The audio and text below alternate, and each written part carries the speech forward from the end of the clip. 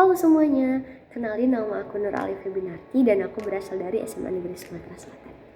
Kali ini aku akan membagikan kepada kalian semua hasil buku yang udah aku baca selama 1 minggu terakhir. Nah, bukunya sendiri itu berjudul Seni Berbicara. Kepada siapa saja, kapan saja, dan dimana saja. Oh ya, ngomong-ngomong aku gak punya buku bentuk fisiknya, jadi aku bawa buku elektroniknya.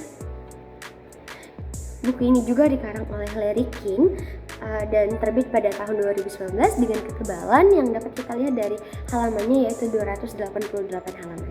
Buku yang aku baca ini sampulnya berwarna ungu dan yang aku baca adalah edisi revisinya. Untuk kertas yang digunakan dalam elektronik bukunya ini adalah kertas berwarna putih dengan tulisan berwarna hitam. Namun ada beberapa bagian yang menggunakan warna lain seperti warna ungu ataupun warna putih. Itu biasanya bagian-bagian tertentu seperti kata-kata motivasi. Di dalam buku ini juga terdapat beberapa kalimat ataupun kata yang sengaja ditebalkan. Dan menurut aku ini sangat membantu aku untuk mengingat pesan-pesan dari buku ini. Contohnya seperti ini. Orang yang Anda ajak bicara akan semakin menikmati percakapan jika mereka tahu bahwa Anda menikmatinya juga. Ini ditebalkan. Dalam bagian ini ditebalkan. Dan maaf kalau tulisannya terbalik karena aku menggunakan kamera depan. Kalian pernah gak sih ngalamin kayak aku?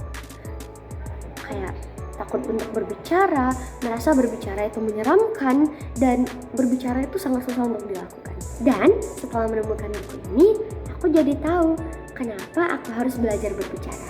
Karena di dalam buku ini Larry menjelaskan bahwa kemampuan berbicara itu adalah modal yang penting, baik di dalam hidup, dalam membangun karir, ataupun membangun kepercayaan diri. Di dalam buku ini juga aku menemukan bagaimana caranya mengatasi rasa takut untuk berbicara di depan umum. Ini sangat membantu sekali karena aku adalah orang yang takut berbicara di depan umum karena aku takut dinilai buruk oleh orang lain. Dan di dalam dunia komunikasi, hal yang paling penting itu bukan hanya berbicara, tetapi juga mendengarkan. Di dalam buku Seni Berbicara ini, Larry sudah mengajarkan bagaimana caranya menjadi pendengar yang baik dengan memberikan berbagai macam teknik untuk menjadi pendengar yang aktif agar pembicaraan kita menjadi dialog, bukan monolog. Menurut aku, buku Seni Berbicara yang dikarang oleh Larry ini sangat bermanfaat untuk menjadi panduan aku ketika ingin belajar berpidato ataupun mempersiapkan wawancara. Dan ada satu hal yang aku dapat dari buku ini yang menurut aku sangat penting. Jadi Larry berkata bahwa ketika kita berbicara, kita harus menjadi diri kita sendiri. Jangan pernah menjadi versi orang lain. Karena itu akan dapat membantu orang-orang mengingat kita dan mengingat pesan yang kita sampaikan. Mungkin itu aja hal-hal yang dapat aku bagikan ke teman-teman semua dari hasil buku yang sudah aku baca selama 1 minggu ini.